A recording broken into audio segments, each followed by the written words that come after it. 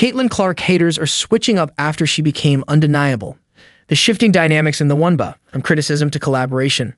The WNBA landscape is witnessing an unexpected shift, particularly surrounding Caitlin Clark and the Indiana Fever. One of the most striking developments is the involvement of Gina, Paradiso, agent of WNBA legend Cheryl Swoopes, in Indiana's latest roster moves. The irony here is that Paradiso, who had previously made strong public statements against Caitlin Clark, calling her obnoxious and privileged, is now closely tied to the Fever organization through her player. Changing tides in the WNBA. Paradiso's client has joined Indiana, signaling a notable change in attitude. Even Cheryl Swoopes, who had been somewhat reserved in her opinions on Clark, is now speaking more positively about the Fever and refraining from criticism of Clark.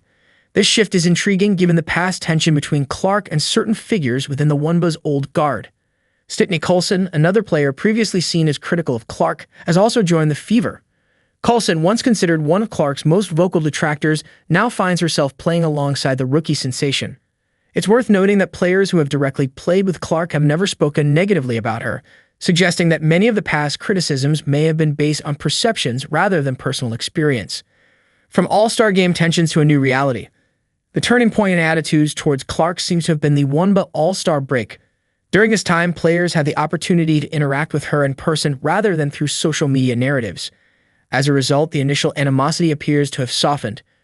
Many players who had previously been critical of Clark have since changed their stance, recognizing her talent and impact on the league. This shift is not entirely surprising to those who have followed WNBA free agency and team-building strategies closely. It was always likely that some individuals who were initially critical of Clark would eventually find themselves in Indiana due to basketball decisions rather than personal feelings. Winning teams prioritize talent over past disagreements, and the Fever's management seems focused on building a competitive squad. Opinions evolve, careers progress. One of the most intriguing aspects of this development is the broader implication of how narratives can change over time.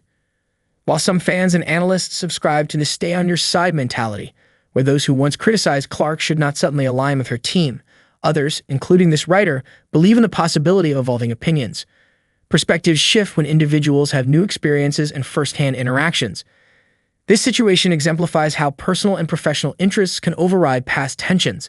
Ultimately, players and agents alike must prioritize what is best for their careers.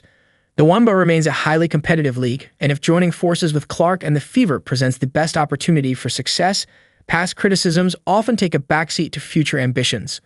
Looking ahead, the Fever's upcoming season, with the Fever's preseason games kicking off on May 3rd, the team's chemistry and dynamics will be on full display. Fans and analysts alike will be watching closely to see how these new relationships develop on and off the court. The Fever will play additional preseason games on May 4th and May 10th before the regular season begins on May 17th. These matchups will provide an early glimpse into how well the team is meshing and whether the changing perspectives off the court translate into success on the court. Conclusion: ultimately, what we are witnessing is a natural evolution within professional sports. Rivalries, tensions, and criticisms are all part of the game, but they don't always last forever. As the WNBA continues to grow and attract more attention, these shifting alliances and perspectives will only add to the league's drama and intrigue. Whether it's players, agents, or former critics, everyone eventually has to acknowledge talent, and Caitlin Clark's presence in the league is clearly impossible to ignore. So what do you think? Are you in favor of giving people the chance to change their opinions, or do you believe past critics should be held to their words? Share your thoughts in the comments below.